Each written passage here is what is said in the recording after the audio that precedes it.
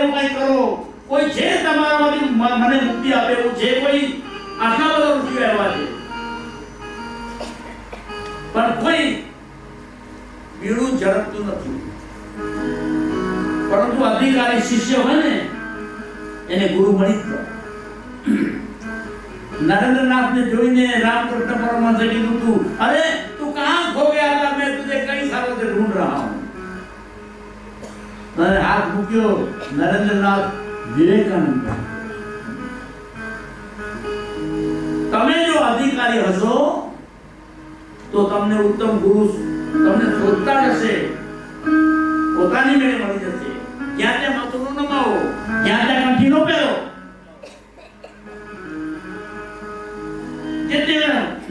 દારૂવાળી કંઠી બદલાઈ જો આને એટલે નતા મળ્યું અને એ કઈ નતા. માતા ગુરદાસ અમરેલીના લુહાર, હા બહુ મોટી વાત છે. દુકાનમાં ગઈ રાતના 2 વાગે ભજન કરીને પાછા આવતા હતા ને તો કુવા પાસે એક યુવતી ઊભી હતી, આમ મરવા જતી હતી. આપણે દોડીને પકડી દીધી. શું કરે છે? ઉઠી ગઈ. મોટાજી મને બચાવતા નહીં, મારાથી પાપ થઈ ગયું છે. શું થયું છે? હું તો વિધવા છું અને મને આ ગામના એક જે બળવાન પુરુષ છે જેને મને ફસાવી છે અને હવે હું મારા એક ભાવમાંથી 2 ભાવ થઈ ગયા છે. ગામના લોકો જ મને મારી નાખશે, એના કરતા મને મરી જવા દે. તો કોણ છે આનો બાપ? કહેવાય એમ નથી.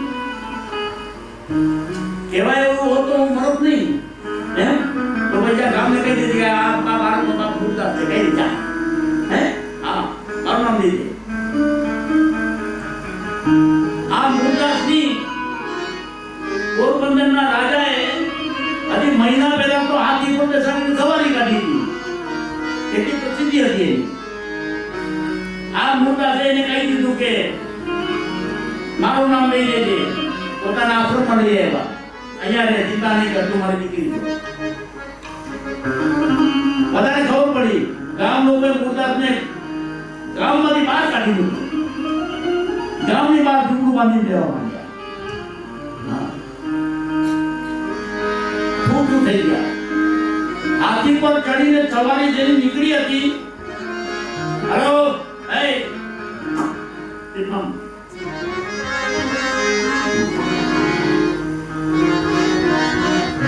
હાથી પર ચડીને જે સવારી નીકળી હતી એને આખા અમરેલી હરતું જ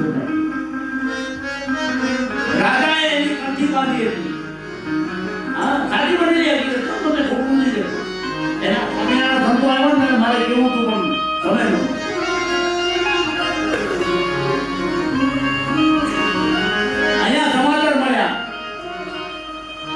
કે હવે પોરબંદરનો રાજા, પોરબંદરની જામનગરનો રાજા એને મુરદાસની આપેલી કંઠી તોડી નાખી છે અને બીજી કંઠી પહેરવાનો, બીજા ગુરુ કરવાનો ઉત્સવ આવતા મહિને છે.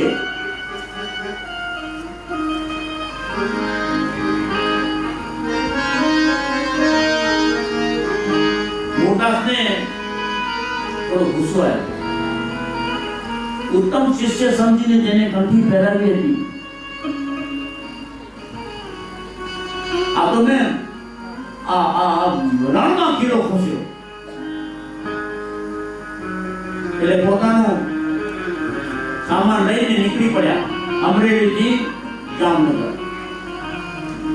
પહોંચ્યા ને ત્યારે હજી મંડપ બાંધેલા હતા અને ત્યાં રાજાને નવા ગુરુની પ્રાપ્તિનું હવન કરવાની તૈયારીઓ ચાલતી હતી. તે વખતે મુરદાસજી ત્યાં પહોંચ્યા. દરબારના બહાર આવ્યા ને, મહેલની બહાર પહોંચ્યા ને તો ત્યાં એક ઉકરડો હતો, એમાં તો મરેલી બિલાડી પડી હતી. બિલાડીનું બચ્ચું મરેલું પડ્યું. બિલાડીનું બચ્ચું ઉપાડીને પોતાની જોડીમાં નાખી દીધું અને સીધા ગયા ઉપર મહેલમાં. મહેલમાં સમારંભમાં બધું ચાલતું હતું. અને બધા બ્રાહ્મણો છે ને અમે જીતી ગયા એવો ભાવથી હા, હવે તો રાજાના ગુરુ અમે સાચું, હવે અમારી કંઠી કહે છે રાજા. તે વખતે મોટા ત્યાં દાખલ થયા. જામનગરના રાજા એ બેઠા હતા, બીજા બધા હજારો માણસો બેઠા હતા. અને આવો ફક્કડ ગીતાજી જેવો મુરદાસ દાખલ થયો. બધાએ કહ્યું, અરે બાપરે, હવે એને છૂટું કરવો, ધુતકારવો કે શું કરવું? હા, જેનું મોતે પણ ખાતા હોય ને એનું મોતે ટોળફા ન ખાવાની. આ કચ્છી ની કહેવત. હવે આને શું કરવું? મૂળદાસે સભાની વચ્ચે ઉભા રહીને કીધું, કોણ બનવાનું છે ગુરુ બોલ? તો એક પંડિત ઉભો છે, હું મૂળદાસ. બેસી જાવ, અહીંયા તમારું કામ નથી. ગુરુ બનવાની લાયકાત છે? હા, લાયકાત છે. હું લોહાર નથી, હું બ્રાહ્મણ છું. એમ બ્રાહ્મણ છે, બધું જાણે છે. તો એક કામ કર, ચોરીમાંથી મરેલું બધું કરે, આ મરેલા બધાને જૂતું કરી દે. કરી દે આને જૂતું. તાકાત હોય તો. ગુરુ બનવાની લાયકાત હોય તો આને જૂતું કરી દે. બ્રાહ્મણનો જવાબ નહોતો. ત્યારે હવે હું કરું છું, આમ કરીને પાણી લીધું, અભિમંત્રિત કરીને કેમ ફેંક્યું ને, મિયાઉ મિયાઉ કરતું બચ્ચું ચાલી ગયું, જીવતું થયું. બધાએ જોયું. આ ગેઝેટમાં લખાયેલી વાત છે. કપોળ કલ્પિત હું કહું છું તો કોઈ ઉપજાવેલી વાત નથી. જામનગરના રાજદરબારના ગેઝેટમાં લખાયેલી વાત છે.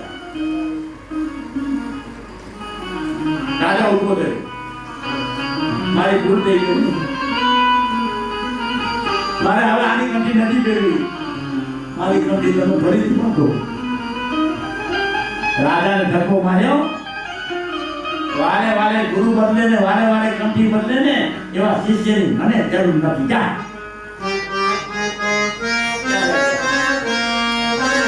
આ મૂળદાસે જે દીકરીને આશરો આપ્યો હતો એના ઘરે દીકરી જન્મી.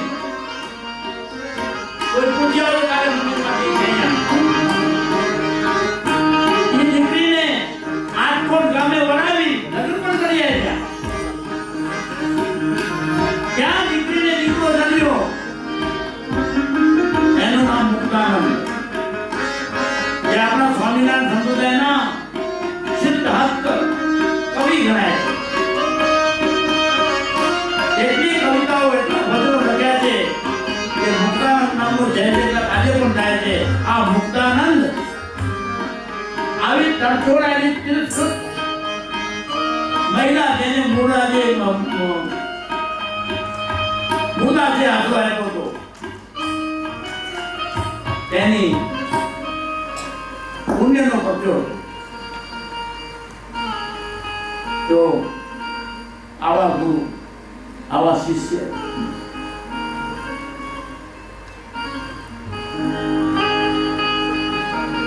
અધિકારી શિષ્ય એને ગુરુ બની ગયા. ગુરુ જીવનો શિવની સાથે લગ્ન કરાવી દે. ગુરુના હાથમાં એક હાથમાં જીવનો હાથ હોય, બીજા હાથમાં શિવનો હાથ હોય, અને જીવ અને શિવનો હસ્તમેળાપ કરાવી દે, તેનું નામ ગુરુ. ईश्वर कृपा तब जानिए जब दे दे मनुष्य अवतार, गुरु कृपा तब जानिए जब छोड़ावे संसार. ईश्वरे આપેલો સંસાર ગુરુ આપણને છોડાવી દે. આવા સદગુરુ ભગવાન જેમણે આપણા આત્માને ઉદ્દેશીને કીધું છે તત્વમ અસી. ફરીથી કહું છું, 1000 વખત કહીશ, તત્વમ અસી. તું તેજ છો, તું તેજ છો, તું તેજ છો. મમૈવાંશો જીવલોકે જીવભૂત સનાતન. આવા ગુરુ, સૌથી પહેલા ગુરુનો ગુરુ કોણ? તો સૌથી પહેલા ગુરુનો ગુરુ ભગવાન ભોલેનાથ સિવાય બીજું કોઈ નથી. દક્ષિણામૂર્તિ સ્તોત્ર વાંચો. શંકરાચાર્ય લીધી દક્ષિણામૂર્તિ સ્તોત્ર વાંચું છું. જેમ ગરબાની અંદર દીવો હોય અને એના બહાર પાડેલા કાણામાંથી પ્રકાશના શેડા બહાર નીકળતા હોય, તેવી રીતે ગુરુ જ્યારે આપણા મસ્તક ઉપર હાથ મૂકે ત્યારે આપણા રોમ રોમ માંથી પ્રકાશના શેડા નીકળવા માંડે.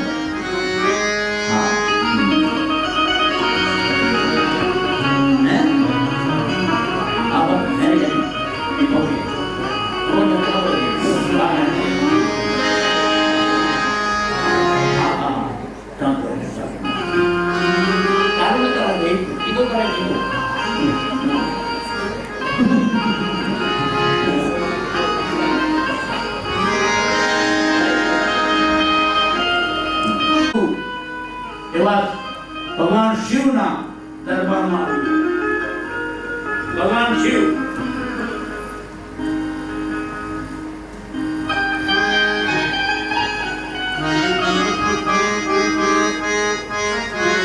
એમના પત્ની સતી માતા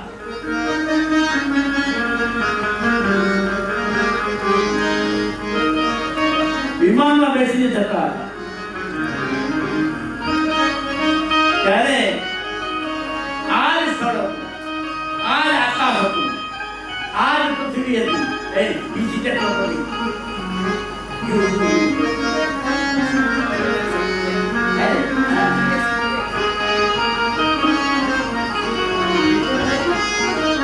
બુદ્ધિને લેતા હો.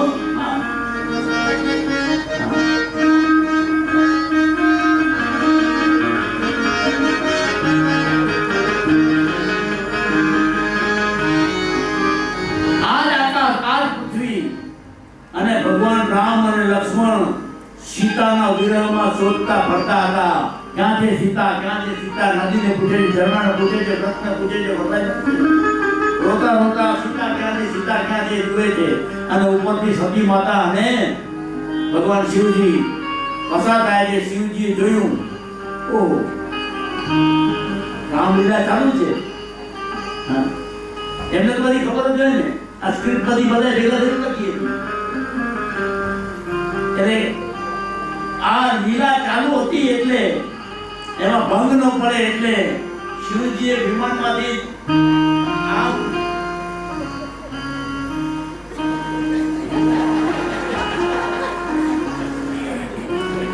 લોકોને સાંભળો દબાવો ત્યાં હું હમણાં બોલાવું છું.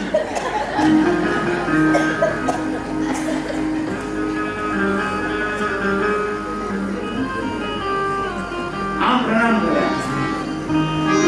સતી માતાએ જોયું, કોને પ્રણામ કર્યા? તો જોયું તો બે વનવાસી જેવા લાગતા, આદિવાસી જેવા લાગતા. પગમાં ચપ્પલ નથી, મોજડી નથી, ખડાવ નથી, કાંઈ નથી, ખાલી ભાન ને તીર કમાન છે. એવા જટાધારી બે છોકરાઓ કરે છે, એમને આમ કરે. એ કોણ છે? અને રડે છે, કોકને શોધે છે, સીતા સીતા બોલે છે. કોણ છે ભગવાન? તો કે હાલેલ ન પાડતા. આ રામની લીલા ચાલુ છે.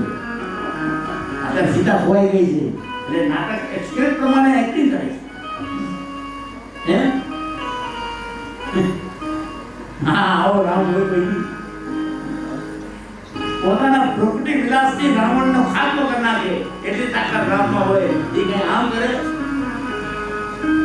હું દર્શન કરું, હા કરો કરો, પણ બીજું કઈ ખબર નહીં કરતા હો. હા, નહીં કરું. સતી માતા નીચે ઉતર્યા અને શું કર્યું?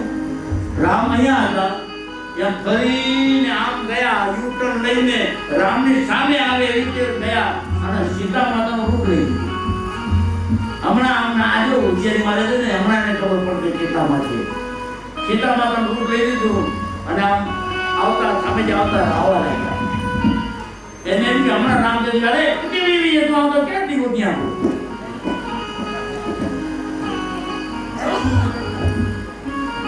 ક્યાંથી શોધું છું તને? તું ગઈ હતી ક્યાં? હમણાં જ કેસ. એટલે આ હનુમાનમાં સતી માતા હસે છે, ત્યાં રામની નજર એમના પર પડે છે. અરે માતે તમે એકલા એકલા ઘોડાના ક્યાં છે?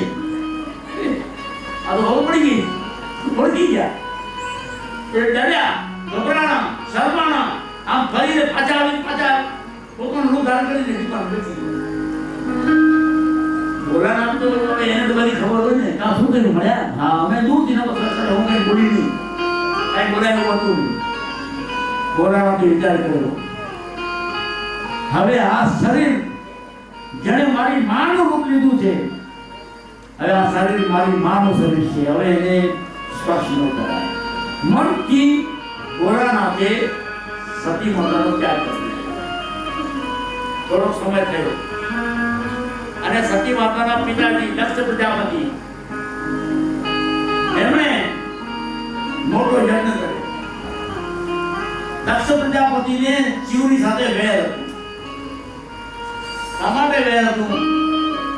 જ્યારે પ્રજાપતિ તરીકેની એમની નિમણૂક થઈ ત્યારે સન્માન સમારંભમાં બધા દેવો ભેગા થયા હતા અને દક્ષ પ્રજાપતિ આમ છાતી કાઢીને અંદર ગયો ત્યારે બધા દેવોએ ઊભા થઈને અભિવાદન કર્યું. પણ શિવજી સમાધિમાં હતા. હજી વાર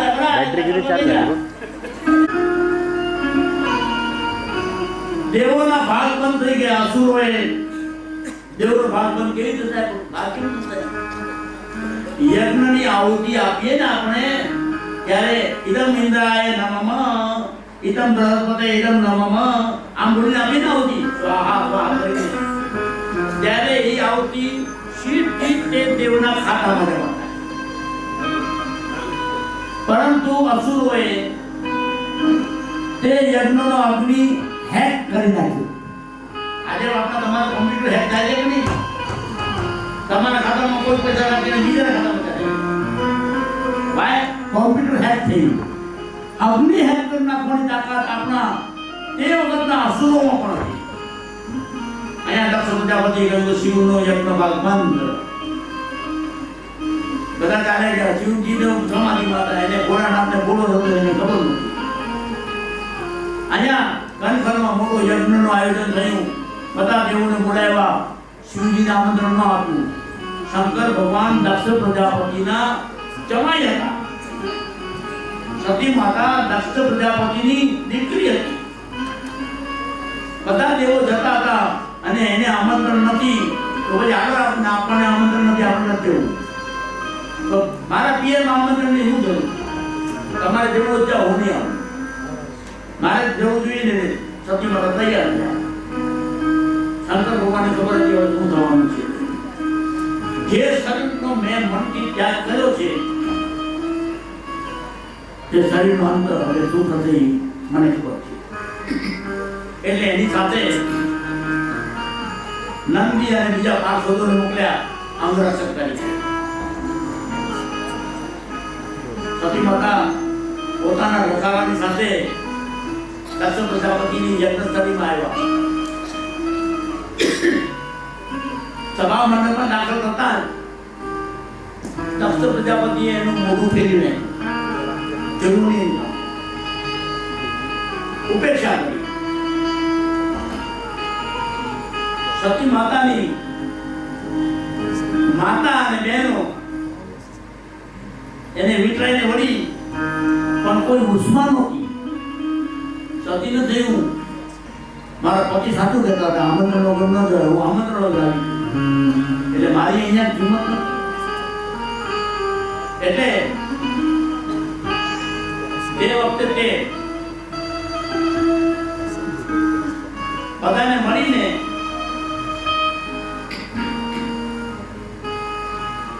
યજ્ઞ મંડપની અંદર આવી. યજ્ઞ મંડપની અંદર બધાને જોયું. એના પિતાએ તેની સામે નજર ન નાખી. બધાની ઉપેક્ષા તિરસ્કાર સહન કરતી સતી માતા આગળ ગઈ અને તેમણે જોયું કે આટલા બધા સ્થાપનો છે, આટલા બધા યજ્ઞ ભાગ રાખેલા છે, પરંતુ અહીંયા ક્યાં પણ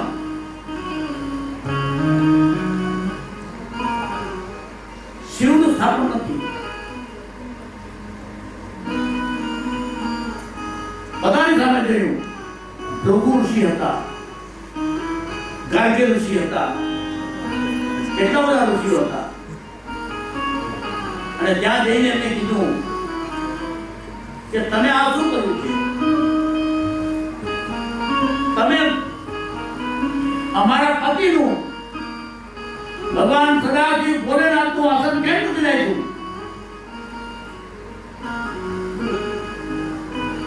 અને આ બરોબર નથી. તમે શિવજીનો દ્વેષ કરો છો. સભાની અંદર ઊભી રહીને હું તમને કહું છું, સતી માતાએ તે વખતે કીધું છે, શૃણુ સભાસદ સકલ મુનિંદા કઈ સુધી ચિન્ન શંકરની નિંદા. જ્યારે કોઈ શંકરની નિંદા કરતું હોય ત્યારે એને પકડીને મોઢું બંધ કરવું જોઈએ. મોઢું બંધ કરીને ટાટા હોય ને તો ત્યાંથી ચાલ્યા જવું જો ખર તુરતું લાભ સબ કાહુ બલિ પાંચિત પછતાહુ પિતાહુ. હે દક્ષ પ્રજાપતિ, હે પિતા, હું તમને કહું છું, આ શિવની નિંદાનું ફળ તમને હમણાં જ મળશે. આમ કહીને અસકહી જોગ અગ્નિ તનુજારા. યોગ માયા સતી માતા, સતી એટલે બહુ મોટી વાત છે. શંકર ભગવાનની અર્ધાગ્નિ થવું કઈ જેવી વાત છે. એને તે જ વખતે પોતાની અંદર યોગાગ્નિ પ્રગટ કર્યો. અસકહી જોગ અગ્નિ તનુજારા ભયો સકલ મખ હાહાકારા. હાહાકાર નથી ગયો. એક તરફ અગ્નિકુંડ, યજ્ઞકુંડ, અને બીજી તરફ આ સતી માતાનું શરીરમાંથી જ્વાળાઓ નીકળે છે. આ ભળ થતી જ્વાળાઓથી સતી માતાનું શરીર કાળું પડી ગયું. અને સતી માતા તે જ વખતે પ્રાણનો ત્યાગ કર્યો. નંદિકેશ્વર ને બીજા જે કોઈ અમૃતો હતા તેમણે લડાઈ કરી, પરંતુ તે વખતે ઋષિઓએ મંત્ર શક્તિથી સૈન્ય ઉત્પન્ન કર્યું અને ભગવાન નંદિકેશ્વરના અને બીજા સૈનિકોને ભગાડી મૂક્યા. નારદજી આવ્યા. નારદજી આવીને એ વખતે ભગવાન શિવને કહ્યું, ભગવાન આ રીતે થયું છે. સતી માતાનો અપરાધ તો હતો જ, પરંતુ સતી સાથે જીવન વ્યતીત કર્યો. અને તે વખતે એના સ્નેહ સંભાળના ભગવાન શિવના હૃદયમાં ઉમટી આવ્યા. સતીનું જે રીતે આ અંત થયો એ જોઈને ભગવાન શિવજીને ખૂબ ક્રોધ આવ્યો. અને તે જ વખતે તાંડવ તે જ વખતે ભગવાન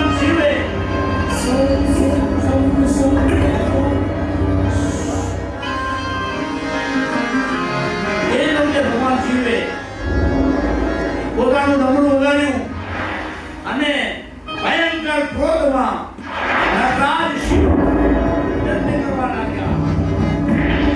રુદ્રમય ક્રોધાથી ઉમટા જટા ખોલી કી પરદે પટકા. પોતાની જટા ખોલી જટા ખોલી આમ ફેરાને પછાડી તો ખંડ જય ભય ખંડિત વીરભદ્ર પ્રગટે વીરમંડિત.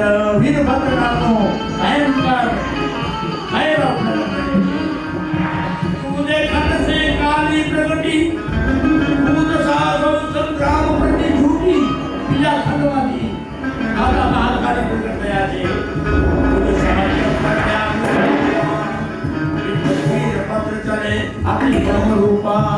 વીરભદ્ર જેટલું વીરો અવતાર આવે છે. શિવ વિશ્વાસ પ્રગટે ભગવાનના 100 પ્રકારના રોગ ઉત્પન્ન થયા. સંવિભાગ વીરભદ્ર રૂપ પૃથ્વી કેરી આવ્યા મંદી કરે. વીરભદ્ર પ્રગટ થયા છે. શિવનું તાંડવ ચાલુ છે અને તે વખતે વીરભદ્ર આગળ મારે છે. અને કરો આવ્યા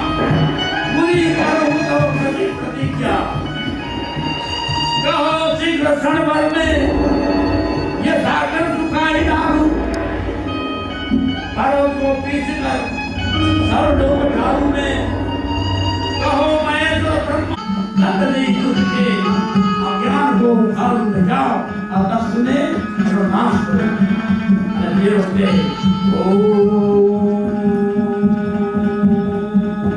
यम यम यम यम रूपं दशदिशि वदनं भूमिकम्पायमानं सौ सौ सौ सौ हारमूर्ति शिरमुकुटजटा शेखरं चन्द्रबिम्बं रां रां रां दीर्घकायं विवृतनखमुखं उदरोमं करालं पं पं पं पापनाशं प्रणमत सत्तं भैरवं क्षेत्रपालं અને ભગવાન શિવજીનો ગાનો ચાલુ થયું છે. વીરભદ્ર આવે છે દક્ષ પ્રજાપતિના યજ્ઞશાળામાં, ત્યાં જઈને બધું નિરીક્ષણ કરી નાખે. દક્ષ પ્રજાપતિનું માથું કાપીને યજ્ઞ કુંડમાં હોમી નાખે. જેને ભગવાન શિવ માટે અભદ્ર ભાષા બોલી હતી એ ઋષિની મોઢામાં મૂસળ નાખી એની વાચા બંધ કરી નાખી. કેટલાય બાવાઓની જટાઓ કરી નાખી. સાત શણગાર્યા તો તે હળદીમાં હોમી દીધી.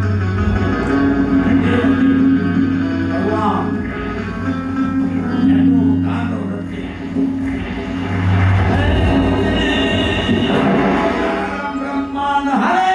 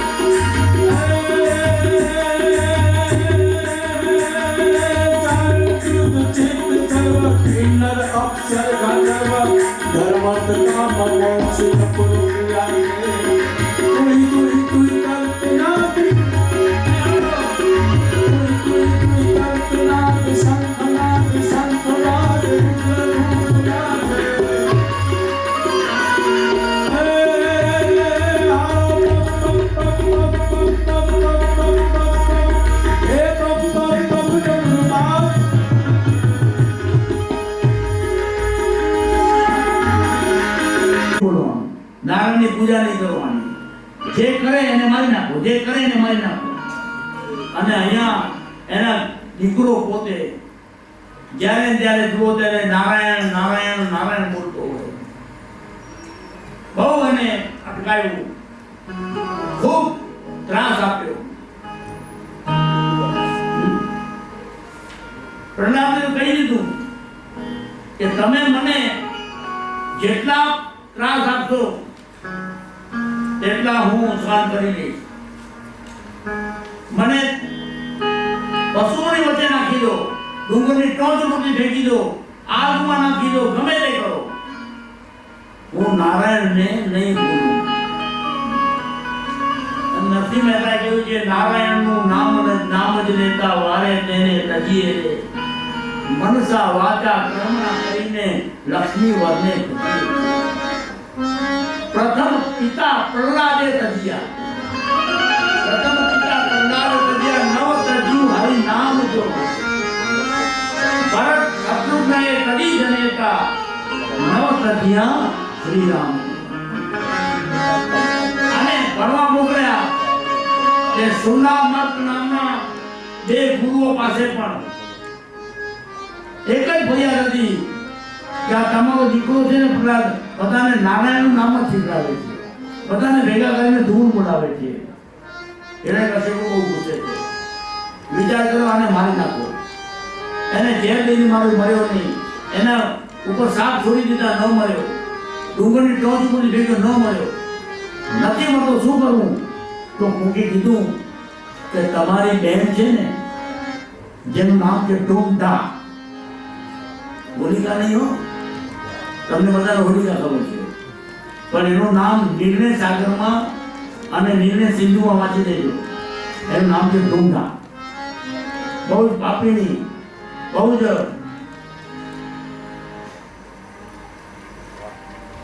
ખરાબ સ્ત્રી, રાક્ષસીના બધા સ્વભાવ એનામાં હતા. એવી આ વ્યસની અને વ્યભિચારની ડુંગા, એની પાસે એક વસ્ત્ર હતું જે પહેરીને એ અગ્નિમાં બેસી જાય તો એ મળે નહીં. એટલે એને કશ્યપુએ નગરજનોના મનોરંજન માટે એક ઢંઢેરો પીટાવ્યો કે આજે મારી બહેન પોતાના વસ્ત્રનું અહીંયા પરચો બતાવશે, જો આગ લાગશે પણ એ બળશે નહીં. એના ખોળામાં પ્રહલાદને બેસાડી એ પણ બળશે નહીં. આ પરચો જોવા માટે બધા આવું. નક્કી થયો દિવસ. ડુંગા રાક્ષસી પણ તૈયાર થઈ ગઈ, પરંતુ હિરણ્યકશ્યપુના નગરના લોકો એને ખબર પડી ગઈ કે આ તો પ્રહલાદને મારી નાખવાનું હતું. એટલે જે દિવસ નક્કી થયો હતો તેના 8 દિવસ અગાઉ નગરજનોએ આખા ગામમાં અગ્નિની પૂજા કરી.